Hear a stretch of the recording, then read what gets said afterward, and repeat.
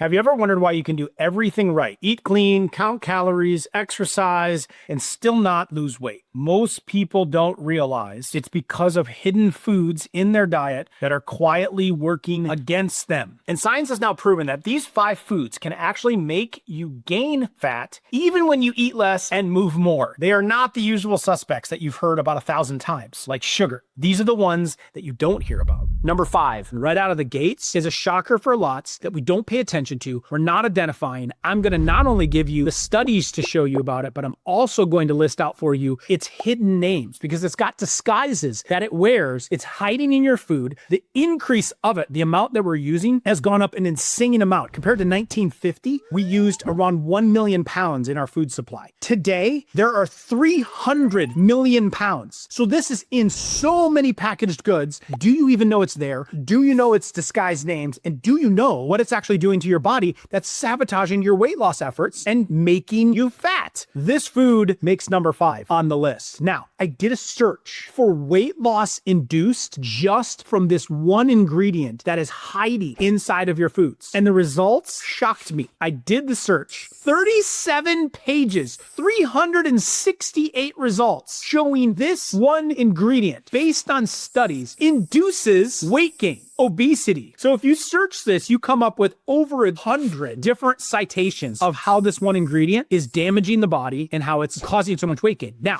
they did a huge study on this ingredient, and I wanted to walk you through this one because it's very prominent, where they looked at 752 healthy individuals. They were eating this ingredient. Now, the interesting part of this study is they looked at participants who used the highest amount of this ingredient, meaning the more of it that you used, the more weight gain you experienced over the people that didn't use as much. And so they followed these people, they put it into their diet, they measured how much they were taking, and this was shocking. The adjustments for this, regardless of physical activity, regardless of energy intake, the intake of this ingredient was positively related to BMI. That means your body mass index increased more and more the more you use this. And there's a direct association of being overweight, independent of physical activity and totally energy intake, meaning no matter how much you ate, no matter how much you moved, the more of this one ingredient you ate, the fatter you got. The likelihood of being skinny went down and down and down. We better know what this one is. If we want to be getting weight off, we better be able to identify it. What is that ingredient? MSG, monosodium glutamate. Now, they did study this in animals as well. It was causing weight gain regardless of food intake. That's when they went after actually studying it in humans regardless of food intake. So this one's been proven in the lab kind of all the way up the chain. Monosodium glutamate is hiding in your foods, and the numbers you heard me say earlier, 1 million pounds of MSG was used in food in 1950s. Today, it's 300 million pounds. How is this being allowed in there? Well, it's being hidden because you're getting more savvy on spotting monosodium glutamate. But here are the other names that it also goes by. If you see on a food list, glutamic acid, glutamate of any type, blank glutamate, could be monosodium, could be other ones that have glutamate behind it. Now you know you're dealing with MSG. Yeast extract. They use yeast extract to hide it. And then anything that has the word autolyzed or hydrolyzed before it. So those 5 cloak, that's its dress up. That's its incognito mode. The costume that monosodium glutamate puts on is going to be found in those 5. You've got to be watching for this. The more of it you eat, the more weight that you gain. Number 4, a little bit more obvious, but has to be talked about. One large study found that people who ingest this ingredient are more likely to experience weight gain than those who drink its unhealthy counterpart. So you can take something that's unhealthy, but then if you add this component to it, you gain even more weight than people that are already doing unhealthy things. So that means if you could cut out the unhealthy version and this really unhealthy version of this food, now you can really make a big difference with the waistline. What ingredient is number 4? Anything skinny, anything diet. Specifically, that study studied diet sodas compared to regular sodas. So many people drink this to get a caffeine kick in the afternoon to try to increase their energy. And they found that they were more likely to experience weight gain by drinking diet soda than if you drank the regular version. So here's your steps. Diet, never. If you have to have a soda, have the regular one. Replace it step 3 with a Zevia or something stevia sweetened, or let's cut it out completely. And you may need to take some steps to get there. Cut this habit. But diet soda, precursor when you're drinking this to cardiovascular disease and metabolic syndrome just from drinking diet sodas. Number 3, surprising one here. Regular in everybody's fridge right now. now, but the type that you pick matters greatly. Multiple studies that I want to show you on this one, breaking down where I'm getting this. And I want to look at it for if women are consuming it, and I want to look at it if men are consuming it. We're not built the same way. Metabolisms don't work the same way. We don't have the same hormone makeup. So we do burn things up differently, especially women as they're going through more of that menopausal stage. Weight seems to stay on easily. This is one ingredient that I will show you in the studies of women at that age range are consuming the right type of, and it helps them. When you consume the wrong type of this food, it significantly hurts you. So let's go to the women's study first. And this is surrounding menopausal women. There was 19,000 women studied in a Swedish study. They were between age 40 to 55. They looked at their baseline intake of their food. They looked at body weight and height and education. They divided them all up. And what they found is there is an association between the intake of dairy products and weight change according to the type of dairy product. What this study went through, dairy is that low fats, you must suffer to lose weight kind of thought. You have to trim down on the side of the fats, cut all the fats out on it. When you cut fats in foods, you add sugar. When you're getting the skim milk, you're increasing the sugar. When you're getting the low fat, no fat, sour creams, cheeses, things like that, you're adding in other unhealthy components. Those can be sabotaging your weight loss. So what this study was showing is they looked at the Swedish study. They regularly consumed at least one serving of full fat dairy. Full fat every day. They gained about 30% less weight than women who didn't. They looked at the intake of whole and sour and medium and low fat milk and their associated products, as well as cheese and butter. And they looked for almost 20,000 women, age 40 to 55. That's the age a lot of women gain weight, but not a lot, but they do gain some weight. And the researchers reported that a regular and consistent intake of full fat, whole milk, sour products, cheese, full fat was significantly and inversely associated with weight gain. A constant intake of at least one daily serving of whole and sour milk was associated with 15% less weight gain, while cheese was associated with 30% less weight gain. Want to stay skinny around the waistline? Choose the full fat options of dairy. This does not say I'm saying increase dairy, but if you're regularly consuming cheese, sour cream, and dairy products, milk, half and half, using them in things, choose the full fat option. Don't use the skim, not the 1%, not even the 2%. Go for the full fat option. 15 to 30% reduction in the waistline and weight gain for picking the right dairy. Now, some of you might be sensitive to dairy. Some of you might need to cut out dairy altogether. You might have some things going on in your gut. Those are different biotypes for different people. We're not getting in that today. I'm just looking at those that are consistently eating dairy. If you're having it on a daily basis, they just looked at a very simple study. If they just chose the full fat, normal, closest to the way God made it version, they lost more weight. You get your dairy wrong, you get your waistline wrong. Let's also look at men. For those of you that are loving having some cheese, listen, this is me. If you're anything like me, they looked at a cohort of men over 12 years. 1,782 men, farmers and non-farmers, age 40 to 60. And what they were seeing is when they studied these men over a period of time, men who consumed high-fat milk, butter, and cream, the normal high-fat, full fat, were significantly less likely to become obese over a 12-year period compared to men who did not. A high intake of dairy fat was associated with a lower risk of central obesity, and a low-fat diet intake was associated with a higher risk of central obesity. The proper dairy, men, women, you can still eat some of this stuff. Not everybody, some of you need to cut it out, but we can still enjoy these things. Man or woman, picking the right ones is huge for the waistline. Make sure you're choosing full fat. Make sure you're choosing hormone-free. We don't want any of that going into our dairy products. And if you can get it grass-fed, that's even better. When you pick those, the way God made it, those things are okay to have. You don't need to overdo it. You're not eating cheese every single meal. I'm just saying when you pick the right kind, you can still indulge and enjoy those. For certain protocols, we cut it out, but some really good news. Now, let's get into number two. Number two gets really into the bowels of what's going on with this technology world and big pharma crossing over with big food, and they're in the lab making our ingredients. And one of these is really impacting the waistline, but they're shoving it into foods because as they strip out nutrients and as the more and more it gets processed, they're adding these chemicals in to try to make you continue to like the food even though it's so far away from food. So the main ones that I'm talking about for number two are low salt and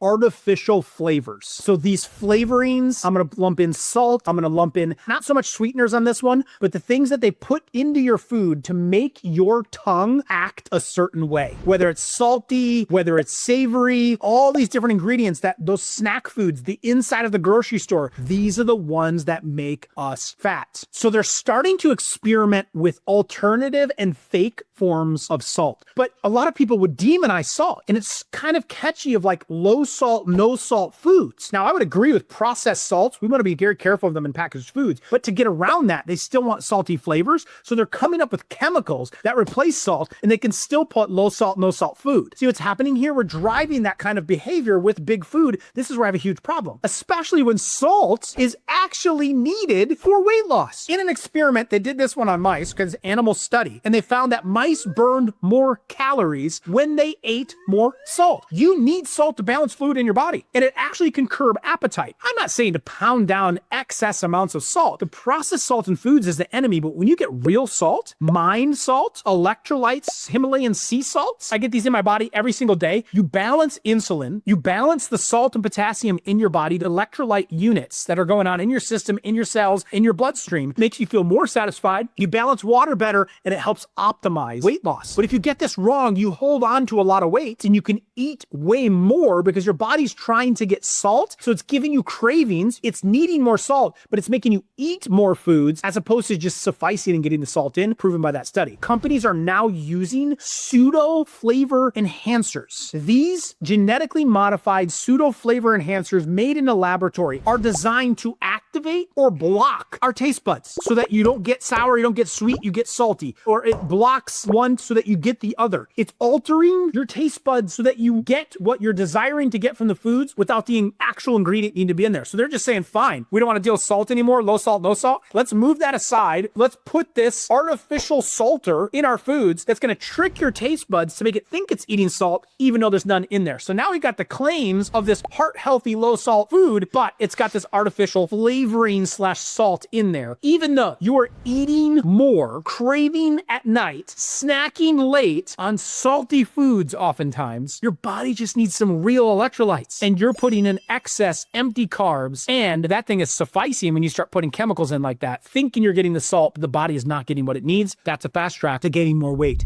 Number 1. This is the one. If you get it wrong, you not only inflame your cells, damage your heart, cause your joints to be achy, you sabotage the mitochondria, the energy producers of your body. And when those mitochondria can't work, your electron transport chain that is responsible for making your energy units, which is ATP, is your energy production. I'm not just talking so that you feel a lot of energy. I'm talking so you can power fat burning in your body. When you don't have enough energy and you are grinding the mitochondrial gears of your power plants in your body, you cannot burn fat for fuel. And the thing that clogs the motors, that shuts down the power plants, that grinds the gears and forces you out of fat burning mode and into the backup sugar burning mode, which makes you crave more sugar, which makes you be a sugar burner because it's a little bit easier for the engines to run on sugar burning as opposed to the thicker, more energy demanding process of breaking down fat. Glucose can be broken. It's the number one source of energy in the body. Glucose can be broken down easy. Fat cannot be broken down as easy. It requires more ATP to do it. And the thing that shuts that down, rancid oils, the number one cause of gaining fat from food. For example, this study right here actually showed that mice fed excessive corn oil, rancid oil, seed oil, had increased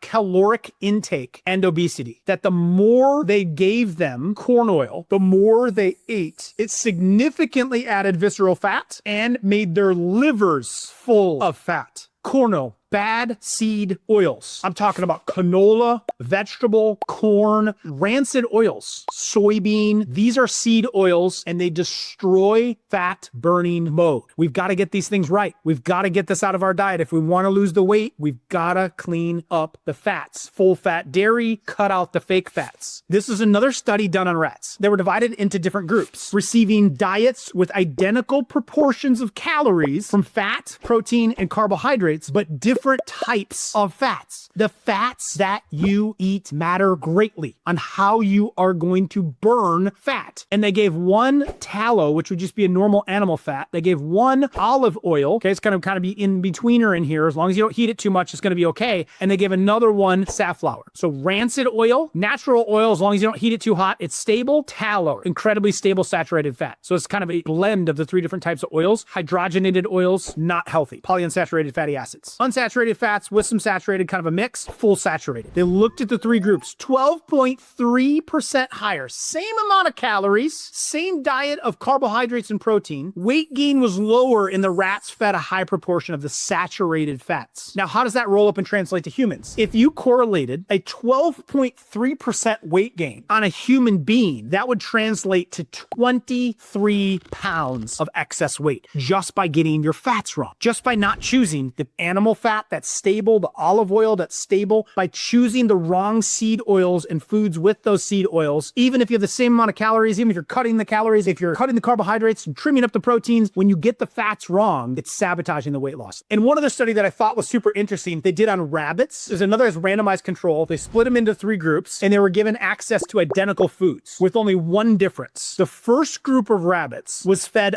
unheated vegetable oil. Unheated, just straight up bad seed oil. The second group was fed vegetable oil that had been heated one time. So heat it up real hot, let it cool off. They're fed foods high with that. The third group was fed vegetable oil that had been heated repeatedly multiple times, exactly like what happens in a fryer. Fry the fries, don't change the oil, pull them out, do the next batch, pull them out, do the next batch. You only change the oil maybe once a day. I'm not knocking the fried foods. I'm going for the oil because you can fry foods in proper oil and they're fine. But when you reheat these bad oils, they're bad to start. They get worse when you heat them, but when you heat them and you heat them and you heat them and you heat them and you heat them and you heat them again, this is why going out to eat and getting fried foods is such a big problem, because if they're not paying attention to the oil, you are completely sabotaging yourself. And so here's what they found. Everything else about their diets remained exactly the same. Their surprising outcome was that compared to the group of rabbits eating unheated oil, the group eating single heated oil gained 6% more weight. So bad oil is going to put on an extra 12% from the study before. When you heat bad oil, you're now getting an extra 6% of weight gain, and it gets worse. And the group that ate the repeatedly heated oil gained 45% more weight. Even though the rabbits eating heated oil actually consume slightly lower levels of calories with the heated oil, they still put on 45% more weight. That is how much those bad oils, it's heavy in linoleic acid, and this is the main culprit, that these rancid oils are full of linoleic acid. It damages the mitochondria, the power systems of our body that have to generate energy, and those need coal. They need fuel to burn and to produce energy. And they like to burn glucose because it's easy to access and takes less energy to do it. But if you're trying to push them towards burning fats, you need everything to be working really smooth in there. Linoleic acid gums up the machine, shuts down the machines, and doesn't allow the body to efficiently burn fat for fuel. Okay, now that you know which foods are secretly making you gain weight, the next step is to flip that switch and get your body burning it off again. Because here's the thing, your body already makes the same fat burning hormone that drugs like Ozempic are designed to mimic. You just have to give it the right fuel to turn it back on. So in my other video, I'll show you the 13 science-backed superfoods that naturally suppress your appetite, crush your cravings, and help your body burn fat on its own without the drugs and without the side effects. You've seen what to avoid. Now discover the foods that can work just like Ozempic for your body. I'll include a link to that video here. Click it to watch it next, and I'll see you there.